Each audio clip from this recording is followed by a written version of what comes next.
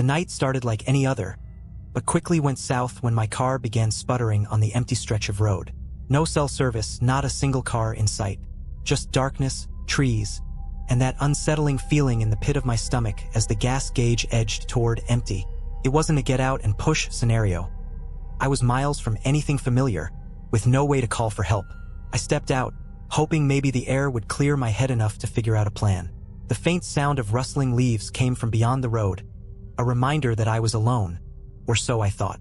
Each passing second brought a colder breeze, and a lingering sense that the shadows had a pulse of their own. I decided to walk, hoping to find some sign of civilization, but every step only sank me deeper into the midnight silence. My flashlight, which flickered more than it shone, gave out after a few minutes, casting me into pitch black. It was the kind of black where even your own hand feels like a stranger in the dark. Then I heard it. Footsteps. Not mine, these were heavier, deliberate, trailing somewhere just behind me. I forced myself not to turn around, but every nerve screamed that I was being watched. The steps would stop when I stopped, always just far enough behind me to remain invisible. Each step I took felt like an eternity, each moment more tense than the last. And then the footsteps stopped. I didn't dare breathe, and in that quiet, I heard something worse. A faint, labored breathing, rough and shallow, hovering just over my shoulder. I didn't dare turn around. My whole body froze, every muscle locked tight, yet my mind raced with the horror of what could be lurking just behind me. The labored breathing was so close, I could almost feel it brushing the back of my neck, cold and uneven, like someone was hovering inches away. Summoning all the courage I could muster, I took a slow step forward, hoping the distance might dissolve the fear. But as soon as I moved, the breathing grew louder, more agitated, and suddenly, snap! A twig broke just beside my ear. Something was right there. My body took over, legs springing into a full sprint. I tore down the road, ignoring the searing ache in my lungs, barely able to see anything in the darkness. The road stretched on endlessly, and the oppressive silence around me seemed to close in, muffling the sounds of my own frantic footsteps. After what felt like ages, I spotted a faint glow up ahead. A gas station, maybe, or some shack with a light on.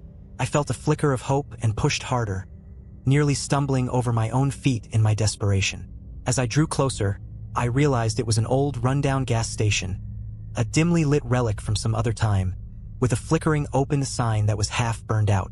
The place looked abandoned, but I had no choice. Anything was better than staying out on that road. I burst inside and slammed the door behind me, taking in the eerie stillness of the place. The light inside was dim, casting strange, elongated shadows across empty shelves and cracked linoleum floors. There was no one in sight, and no sound but the faint hum of an ancient refrigerator in the corner. "Hello," I called, my voice sounding hollow in the empty space. No answer. I took a shaky breath, letting the silence settle around me. Just the hum of that old fridge, and somewhere deeper in the building, the slow drip of a leaky faucet. My eyes scanned the room, hoping to find a phone or at least some sort of sign that this place was functional. Then I spotted the clerk. A man sat hunched behind the counter, half hidden in shadow. His head was tilted at an odd angle, and he was completely still, as if he hadn't noticed me enter. Relief flooded through me as I hurried over. "Hey, I'm out of gas, my car's a ways down the road. Do you have a phone?" I asked, trying to keep the desperation out of my voice. He didn't move. I took a step closer, noticing his skin looked off, pale and waxy, almost like he hadn't seen sunlight in years. The closer I got, the stranger he looked. Eyes half-lidded, mouth parted slightly, as if he were just barely breathing. "Sir," I said, my voice dropping to a nervous whisper. Still nothing. I reached out, giving the counter a little tap to rouse him, but the man didn't budge.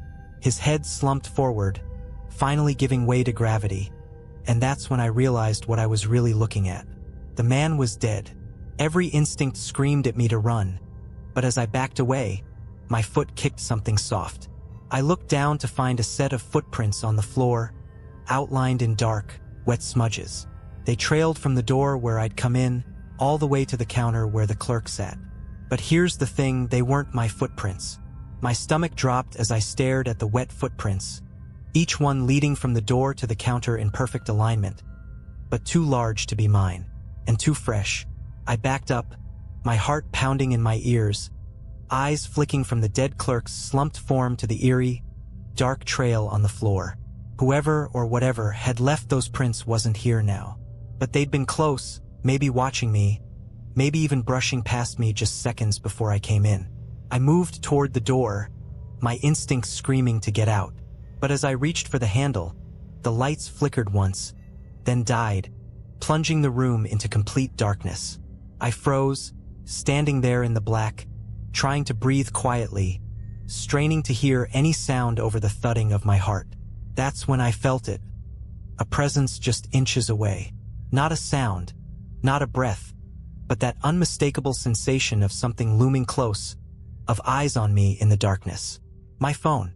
I fumbled for it in my pocket, fingers trembling so badly it almost slipped from my hand. With a desperate swipe, I turned on the flashlight. The narrow beam cut through the shadows, landing first on the clerk's lifeless form, then sweeping across the shelves and floor. And then the light found something else. Standing just beyond the counter, in the aisle beside the fridge, was a figure. Tall, cloaked in darkness, with eyes that caught the light and gleamed faintly, watching me. Its mouth twisted into a slow, unnatural smile, revealing teeth that looked sharp and far too many. I took a step back, the beam shaking wildly as I tried to keep it trained on the figure. But the moment I moved, it did too, slinking forward, one deliberate step after another, each movement impossibly silent, as if it were floating. I backed up until I hit the counter, trapped between the dead clerk and whatever was coming toward me. There was nowhere left to go. The thing stopped just a few feet away, still smiling that horrid, twisted grin. Then, without a sound, it lifted a hand and pointed a single, bony finger at the dead clerk, then back to me. I felt a sickening wave of understanding. This thing wasn't just here to scare me. It was here for something else. The thing's finger lingered, pointing first to the clerk, then back to me, as if it was making a decision or a threat. My breath hitched, and every instinct screamed that I was in the presence of something beyond human comprehension, something that didn't belong in this world. In a desperate bid, I swung the flashlight beam toward the door, hoping against hope I could make a break for it. But when I turned the light back, the figure was gone, vanished. Only the dark, silent aisle stared back at me. A chill swept over me as I realized how quiet the place had become. Even the faint hum of the fridge had stopped. I could feel a prickling at the back of my neck, an electric tension thickening the air around me. Slowly, I took a step forward, inching toward the door, willing myself to believe it was over, that the figure was gone, or maybe a hallucination born from the terror and exhaustion. Then, from behind the counter, I heard a faint scraping. The dead clerk's head had shifted, as if something was pulling it upright, and his eyes, those glazed, lifeless eyes, were now wide open, staring right at me. I froze, watching as his jaw cracked open slowly, almost like a puppet. A hollow, rasping sound began to spill from his mouth. Not quite a voice, but more like a distant whisper filtered through water. Out of gas. The voice echoed, distorted and low, as if it were coming from somewhere far below us. The words felt heavy, loaded with a malice I couldn't understand. My knees locked as a wave of nausea hit me, the dark smudges of the footprints on the floor suddenly seeming to stretch and twist, writhing as if alive, forming letters, slowly spelling out a word that made my blood run cold. Run. That was all I needed. I sprinted to the door, yanking it open and stumbling out into the cold night air. I didn't dare look back. I just kept running, the darkness pressing in from all sides, swallowing the weak light from my phone. But as I ran, I heard them, the footsteps, matching mine stride for stride, faster and closer with every beat of my heart. Something was following me, gaining ground, and with one last look over my shoulder, I saw it. A shadow figure, moving faster than anything humanly possible, gliding just behind me. I pushed harder, lungs burning, legs aching, until I saw the faint glint of metal up ahead. My car. I nearly collapsed as I reached it, fumbling with the door, praying it would start. I jumped in, slammed the door shut, and turned the key. The engine roared to life, and as I peeled out onto the empty road, I caught one final glimpse in my rearview mirror. The figure standing in the middle of the road, staring after me, its dark outline fading into the shadows as I sped away. I didn't stop driving until the sun came up. I didn't stop even when my gas gauge dipped below empty, because I knew one thing for certain: I'd never truly be out of gas. Not after that night. I thought I'd left it behind. Miles flew by, the sunrise casting its pale light over the road, and for the first time since the nightmare started, I felt a shred of safety. Yet that nagging feeling that I was still being watched hung in the back of my mind like a dark cloud. When I finally pulled into a small diner on the edge of town, my hands shook as I killed the engine. The gas gauge was well below empty, but somehow I'd made it this far. I stumbled inside, hoping the smell of coffee and the presence of people might shake me free from the chill clinging to my bones. The place was almost empty, save for an older man sipping coffee at the counter and a waitress leaning against the wall, lost in her phone. I collapsed into a booth and took a deep breath, but as my gaze wandered, something strange caught my eye. The clock above the counter was stopped. I frowned. I hadn't noticed it before, but the minute and hour hands were frozen in place. At 3:07 a.m., the exact time my car first sputtered out last night, the waitress finally came over, and I tried to shake off the eerie feeling. "Coffee, please," I managed to say, my voice barely above a whisper. She nodded, poured a cup, and walked back to the counter. I sipped it slowly, hoping the warmth would steady me. But as I glanced down, I noticed my reflection in the metal napkin holder on the table, and my stomach twisted. In the reflection, I wasn't alone. That figure, the same one from the gas station with that hollow, unearthly face, was sitting in the booth directly behind me, watching me through the reflection. Its eyes, empty, dark voids that seemed to pull the light right out of the room, stared straight into mine. I whipped around, my heart hammering, but the booth behind me was empty. Only the quiet din of the diner and the hum of an old refrigerator greeted me. I turned back, my pulse racing, trying to catch my breath. The napkin holder was empty too, my reflection gone. But there, scratched into the tabletop in jagged letters, were the same words I'd seen scrawled in those dark, wet footprints back at the gas station. Out of gas. I stumbled out of the booth, desperate to leave, but when I looked at the old man at the counter, I froze. He was staring at me now, his eyes wide and hollow, his mouth stretched into that same twisted, unnatural smile. "Out of gas," he murmured, his voice dripping with a quiet menace. I backed away, but as I turned to leave, the waitress stood in my path, her eyes empty, that same smile plastered on her face. "Out of gas," she whispered. I bolted for the door, but every face in the diner was turned to watch me now, each one of them mouthing the same words, their voices overlapping in a chilling whisper, echoing through the room. "Out of gas."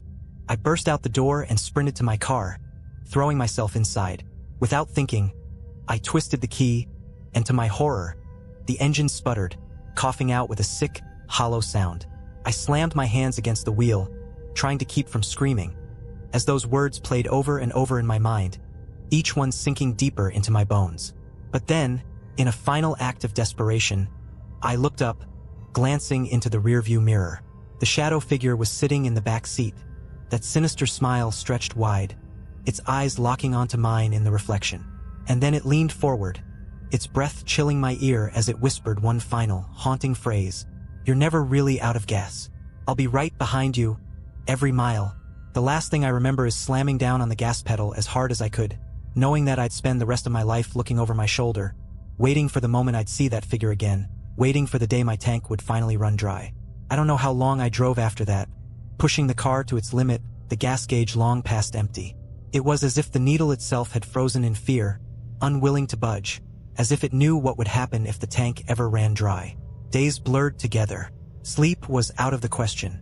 Every time I closed my eyes, I'd see that dark figure, grinning at me from shadows that seemed to breathe and shift.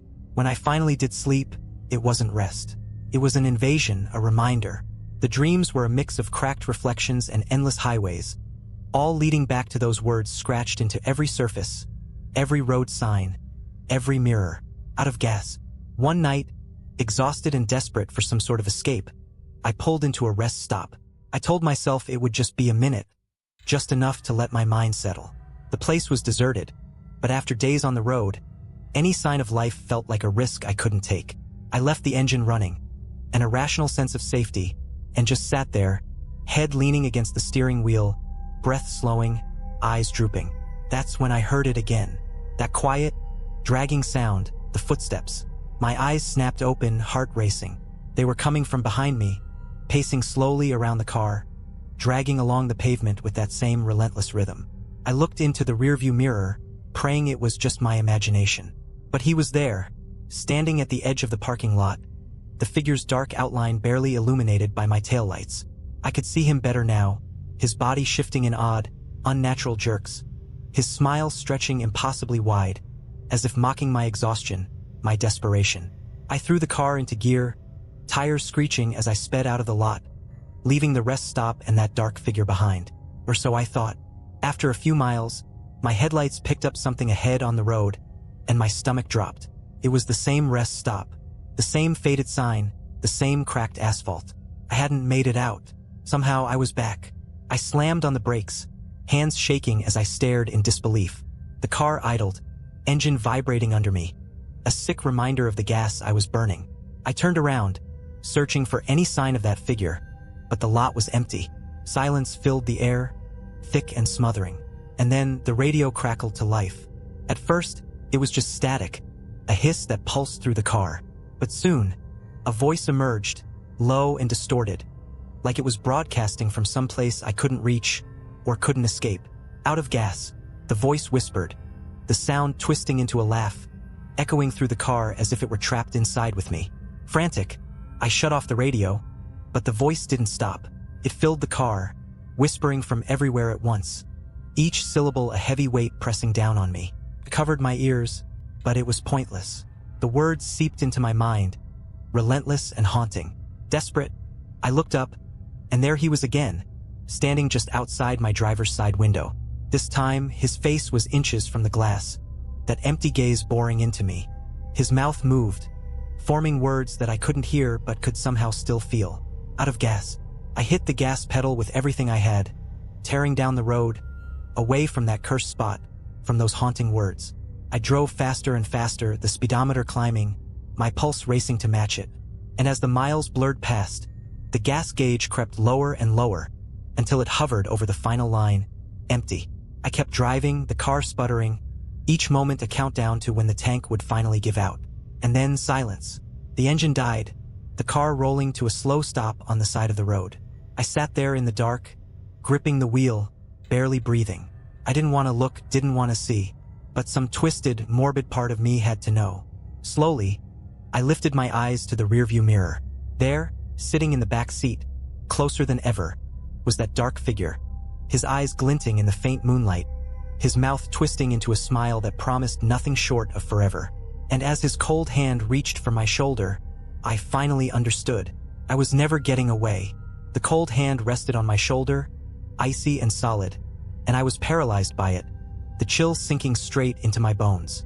I could feel the figure leaning in closer, its breath hitting the side of my face in short, ragged gasps, as if it were savoring every ounce of fear that radiated from me.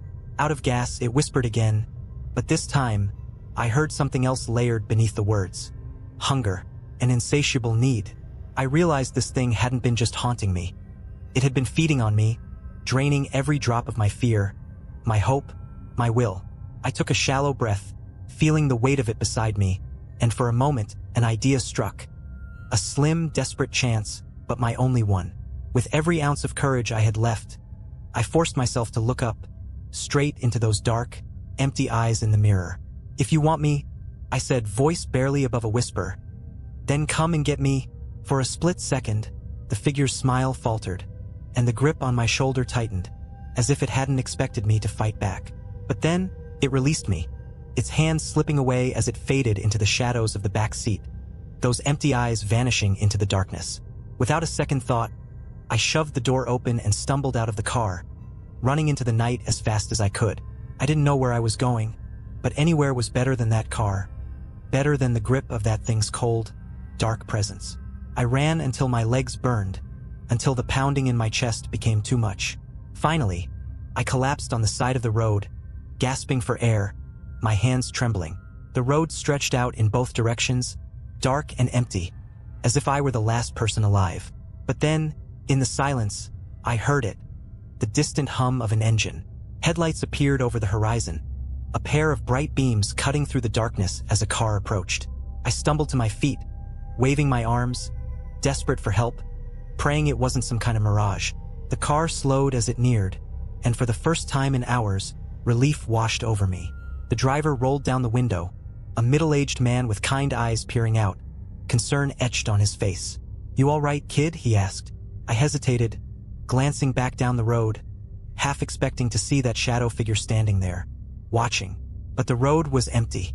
"Yeah, I just ran out of gas," I said, the words feeling surreal as they left my mouth. The man nodded, gesturing for me to get in. "Hop in. There's a gas station a few miles back. I'll take you."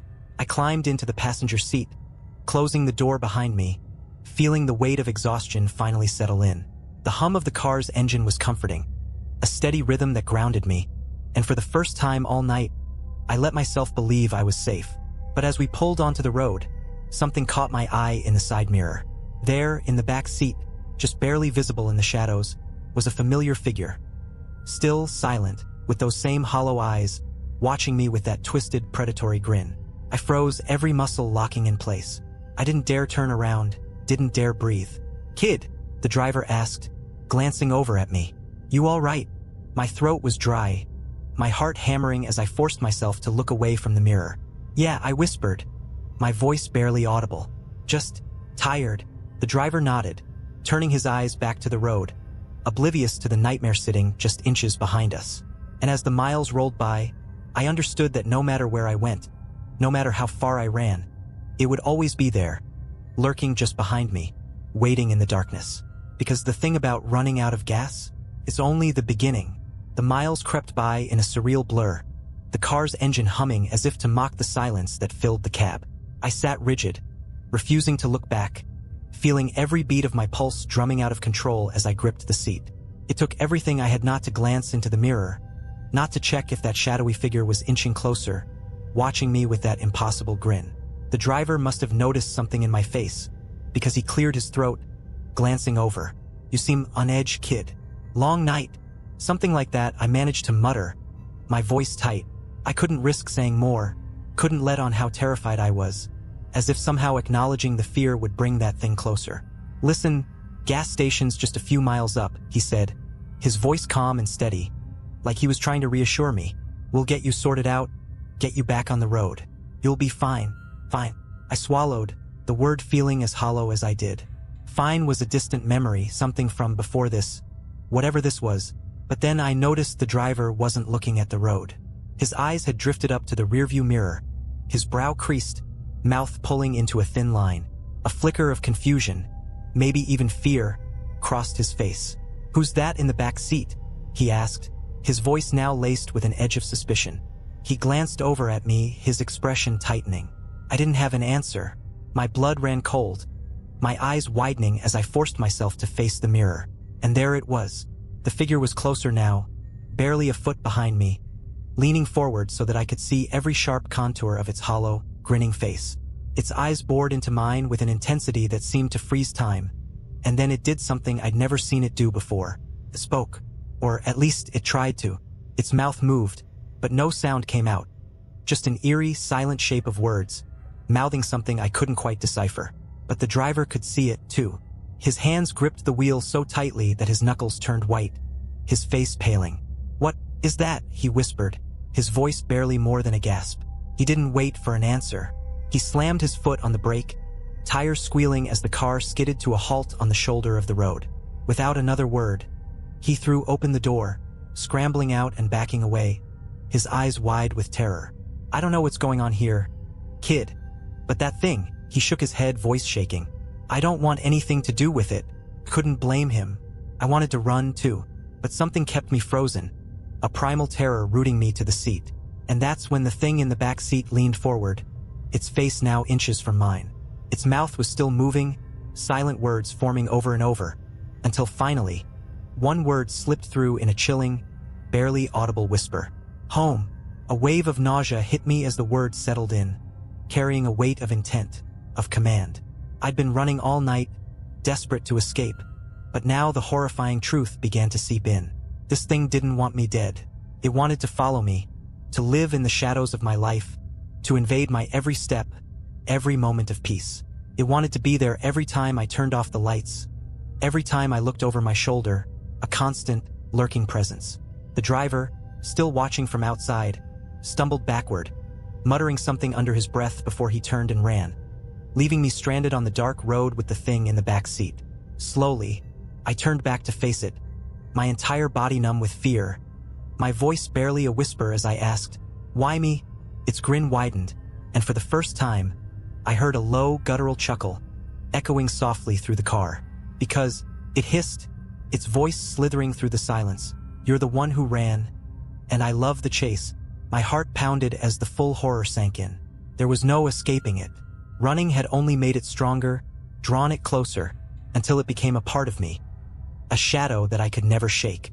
And as the thing settled back into the darkness of the back seat, watching me with that twisted, predatory gaze, I understood the grim reality. No matter where I went, no matter how fast or far I ran, it would always be right there, waiting. The night had swallowed me whole. I sat in that car, frozen, the weight of the thing's words pressing down on me like a heavy, inescapable fog. I loved the chase. The road was silent and empty, stretching into endless darkness. I knew deep down that it didn't matter if I started the car and drove for days, if I found the most crowded city, if I boarded a plane and flew across the world. This thing would follow, waiting, lurking just behind me. My every move, every step was now part of its twisted game. And every time I'd stop, it would be there, waiting, with that grin that promised something worse than death. But I couldn't just sit there, couldn't let it take me without a fight. Summoning every ounce of strength I had left, I glanced back one more time. The figure had retreated into the shadows of the back seat, barely visible now, but I could feel its presence, its eyes watching me with that insatiable hunger. Slowly, I turned the key, the engine roaring to life as if it understood the urgency, as if it knew this was my last chance. My hands trembled as I gripped the wheel, staring straight ahead, refusing to look back. The car lurched forward, and I accelerated, pushing it to speeds I'd never dared before, the road blurring into a tunnel of trees and shadows on either side. I didn't know where I was going. I only knew I had to get as far as possible, as fast as I could. The air grew thicker, colder, and the dark road twisted ahead, bending in ways that defied logic. The trees seemed to loom in closer, their branches clawing at the sky, twisting in impossible angles, as if the road itself were warping, bending to keep me trapped within its grasp. That's when I realized I wasn't alone. The headlights illuminated shapes on the side of the road, figures standing in eerie stillness, watching as I sped by. Men, women, children, all with vacant eyes, their expressions frozen in twisted, silent agony, their mouths open as if caught in a scream. They lined the road, stretching on for miles, an endless procession of lost souls, each one more distorted than the last. A sickening realization hit me. These were people who had been in my place, people who had tried to escape this thing, and failed. The car's engine strained, the gas gauge dipping dangerously close to empty once again. But I couldn't stop. Not here, not with these silent watchers, these reminders of what awaited me if I slowed down. Then, up ahead, I saw something, a faint glow piercing the darkness. It looked like the lights of a house, standing alone at the end of the twisted road. I didn't have a choice. I aimed the car toward it, hoping against hope that I might find help, that I might finally be free of this nightmare. I pulled up to the house, the engine sputtering one last time before it died, the gas finally truly gone. The house stood in silence, old and looming, its windows dark, but a single light flickering from inside. I took a deep breath and climbed out of the car, every step feeling heavier as I approached the door. Inside, the house was eerily quiet, the air thick with an old, musty scent that hinted at years of abandonment. The light came from a single bulb hanging in the hallway, casting a dim, yellow glow that barely cut through the shadows. The walls were lined with old photos, and as I passed them, something caught my eye. The faces in the photos. They were the same figures I'd seen along the road. Each one staring out of their frames with that same look of frozen terror. Their eyes pleading, as if they were trapped within the glass, forever bound to this place. I stumbled backward, my heartbeat thundering in my ears. And then, from somewhere deeper in the house, I heard it, the soft, dragging footsteps. Slow, deliberate, coming toward me. It was here. I backed up, my hands fumbling for anything I could use to defend myself. But there was nothing, just an empty hallway stretching into darkness. And that sound, getting closer. The figure appeared at the end of the hall, emerging from the shadows with that twisted grin. Those hollow eyes locked onto mine. But it wasn't just the figure from the car anymore. Its face had changed, shifting and contorting, becoming a grotesque blend of all the faces I'd seen, all the souls it had claimed. It was a moving collage of suffering, a nightmare stitched together from the lives it had taken. I staggered back, but it was no use. The thing advanced, step by slow step, its grin widening, its eyes gleaming with a sick pleasure as it watched me squirm. "You ran," it hissed, its voice echoing through the empty house, filling every dark corner. "And now you'll stay." My back hit the wall, and I knew there was nowhere left to go. The thing loomed over me, its many faces merging into one final nightmarish mask. A face I knew I'd never escape, not even in death. As its hand reached out, icy fingers brushing my skin, I finally understood the horrible truth. This was my home now. This was where I would stay. Another soul in the endless, haunted gallery. Another face frozen in terror, watching and waiting, forever trapped, in a house that no one would ever leave. And as the darkness closed in, the last thing I saw was that twisted, impossible smile, seared into my mind like a brand. A reminder that no matter how far you run, some things can never be left behind. Because once you're out of gas, there's nowhere left to go. The darkness swallowed me whole, a suffocating, endless void.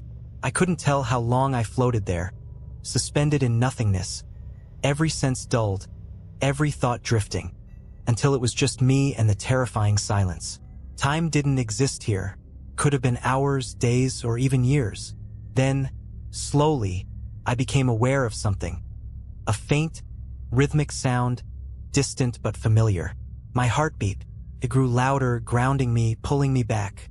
And with it came the sharp bite of cold air, the rough feel of asphalt beneath my hands. I gasped, my eyes snapping open. I was lying on the side of the road, my car just a few feet away, its lights dim and flickering, as if on the verge of dying.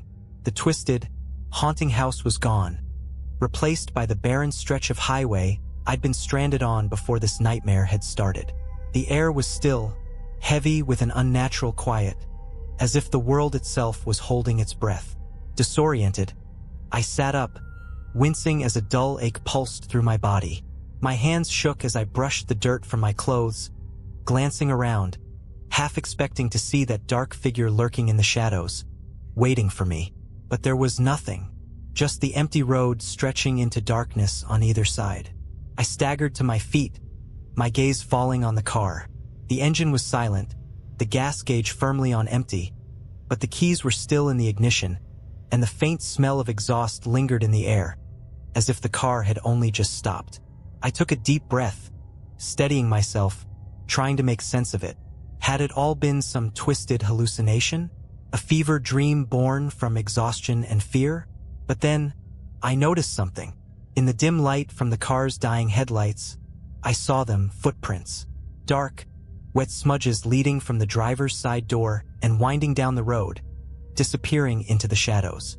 A chill crawled down my spine, every instinct screaming at me to turn away, to get as far from here as I could. But something compelled me forward, some desperate need for closure, or maybe a morbid curiosity to understand the depths of this nightmare. I followed the footprints, each step echoing in the stillness. The road seemed to stretch longer than it should, the darkness pressing in, thick and suffocating.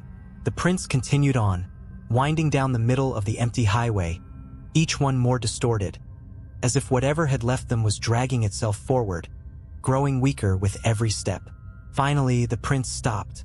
There, in the center of the road, was a single object, placed with eerie precision. A small, cracked mirror. It was old, the glass chipped and fogged with age. But as I leaned down to pick it up, something in its reflection caught my eye.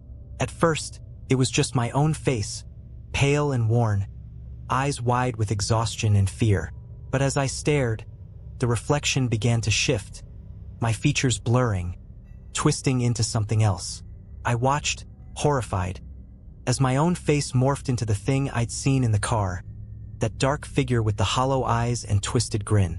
It stared back at me, mirroring my shock, my fear, its mouth stretching wider and wider, until it was an impossible, grotesque smile, frozen in silent laughter.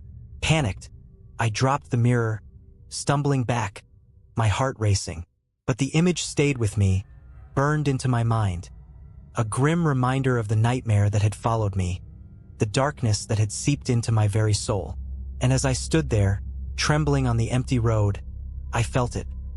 A presence just behind me, close enough that I could feel its icy breath on the back of my neck, hear the faint rustle of its movements as it leaned in. In a voice barely more than a whisper, it spoke. "You'll never really be alone again." I froze, every nerve alight with terror, as I realized the horrible truth. I hadn't escaped. I'd become part of it, bound to this thing, this entity that would haunt me for the rest of my life. It would follow me, a shadow in the corner of my vision, a whisper in the dead of night, a face staring back at me from every mirror, every reflective surface. Because once you've looked into the darkness, once it's seen you, there's no way back. I staggered back to my car, feeling that presence hovering just out of sight, a reminder of the deal I hadn't meant to make. And as I started the engine, feeling it sputter to life one last time, I knew with a sick certainty that this was only the beginning. I would never truly be out of gas, but I would never be free. I sat in the driver's seat, the engine rumbling beneath me with an ominous, almost mocking pulse. The road stretched ahead, endless and dark, and though every fiber of my being screamed to turn back, to find someone, anyone who could help, I knew deep down that it wouldn't matter. That shadow, that thing that had invaded my life, wasn't just behind me. It was inside me now, a lingering poison I could feel with every breath. I tried to calm myself, to gather some sense of logic in the face of what I just experienced. Maybe it was the exhaustion. Maybe my mind had snapped under the strain. But in the back of my mind, I felt that presence, faint but constant, like a heartbeat just out of sync with mine, an echo that would never quite leave. I started driving, my hands clenching the wheel until my knuckles turned white, keeping my gaze firmly on the road, refusing to look into the mirrors. I didn't want to see what might be waiting in the back seat, what reflection might stare back at me with that twisted, inhuman smile. The miles rolled by in silence. Just me, the hum of the engine, and the faint, chilling awareness that I was no longer alone. I drove through the night, past shadowy trees and empty highways, the world outside slipping into a strange, timeless haze. Street signs blurred past, towns I didn't recognize appearing and disappearing on the horizon, each one stranger than the last. Places with names I didn't know, roads that twisted and turned in impossible ways. It was as if reality itself was shifting around me, trapping me in a loop with no escape. Then, just as dawn began to creep over the horizon, I saw it. A diner on the side of the road, its neon sign flickering weakly in the dim morning light. I felt a strange pull toward it, an instinct that defied logic. I needed to stop, to breathe, to remember what life felt like before this nightmare had begun. Maybe even convince myself it was over. I pulled into the lot and killed the engine, the sudden silence filling the car with a weight that pressed down on my chest. I didn't dare check the mirrors. I stepped out, forcing myself not to look back, focusing only on the light spilling from the diner's windows. Inside, the place was deserted, save for an old waitress standing behind the counter, her back to me as she wiped down a glass. The faint hum of a radio played from somewhere in the kitchen, a low, crackling tune that sounded like it was coming from another time. I slid into a booth, trying to shake the cold that clung to me, the feeling that the shadow hadn't stayed behind in the car but had followed me inside, lurking just out of sight. The waitress turned, her face hidden in shadow as she approached with a weary smile. "Coffee?" she asked, her voice flat, almost robotic. I nodded, unable to find my own voice, my gaze fixed on the table. She set the coffee down in front of me, the cup chipped and stained, and then she didn't leave. She stood there, staring at me with an intensity that made my skin crawl. "You look tired," she said, her voice low, "like you've been running a long time." I looked up, meeting her gaze. Her eyes were hollow, empty, as if they'd seen things that had drained every last ounce of life from them. Yeah, I managed, forcing a weak smile. It's been a rough night." She nodded slowly, as if she understood more than I was saying.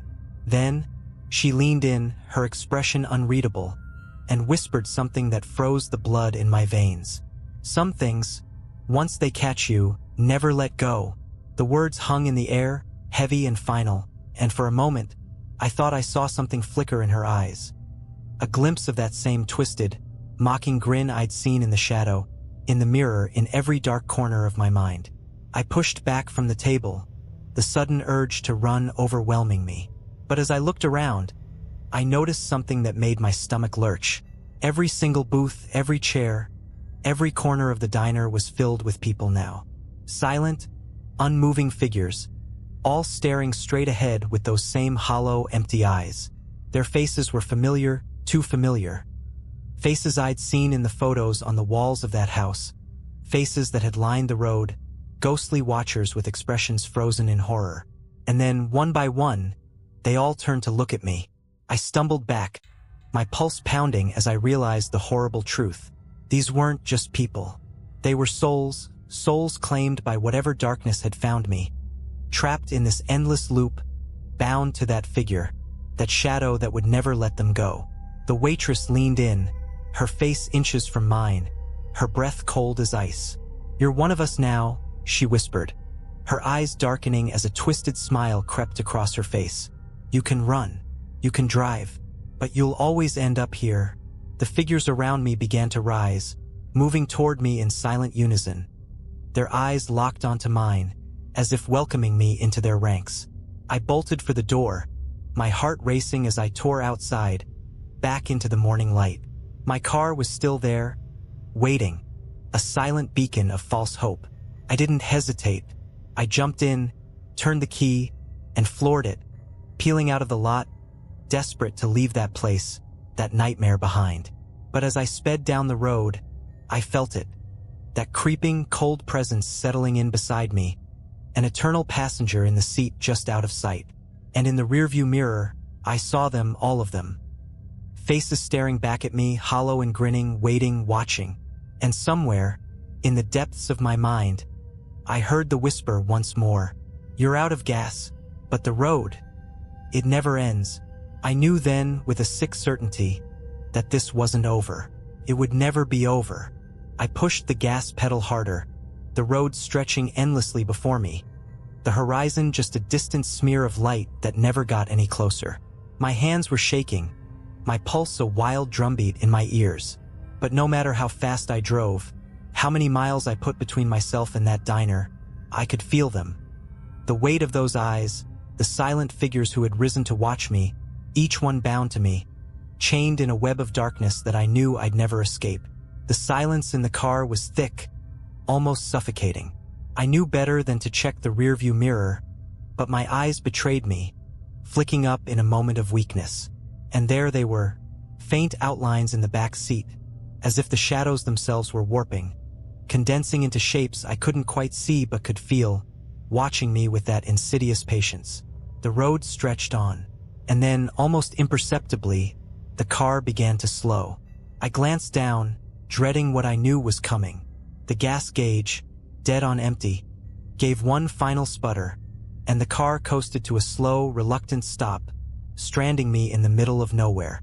A chill crawled over me, and I gripped the wheel, my knuckles white. Outside, the landscape was barren. a stretch of cracked asphalt cutting through empty fields. There was no movement, no sound, just a haunting, endless silence that felt like a tomb. But I wasn't alone. I felt it before I saw it. The faint whisper of cold air against my neck, the prickling sensation of being watched. I turned, heart pounding, and saw it. The figure was back, seated right beside me, closer than ever. Its hollow eyes stared into mine, its twisted grin widening as it leaned in, whispering words that curdled the very air around us. "You'll drive forever," it murmured, the words sliding through me like ice. "Or you'll join them." A sick dread washed over me as I realized what it was offering. If I gave in, if I stopped running, I'd become one of them. A lost soul, a passenger in this endless night, condemned to haunt the roads, forever part of its twisted game. But if I drove, if I kept going, I'd be hunted, always, by the thing sitting beside me, an eternal chase I could never escape. I didn't know what terrified me more, the thought of becoming one of those hollow-eyed watchers, or the idea of being trapped in this chase forever, always just a mile away from freedom but never truly free. Swallowing back the terror, I gripped the wheel and turned the key. The car was empty, out of fuel, but as if by some dark miracle, the engine rumbled to life. I didn't question it. I didn't have a choice. I put the car in gear, my hands steady, my mind strangely calm, and as I pulled back onto the road, I saw it. Just a glimpse, a reflection in the mirror of all those faces, those souls bound to the figure beside me, staring back with a terrible understanding. I would keep driving, because that was the only choice left. I would follow this road, wherever it took me, knowing that somewhere, in the shadows, it was waiting, watching, a passenger I could never leave behind.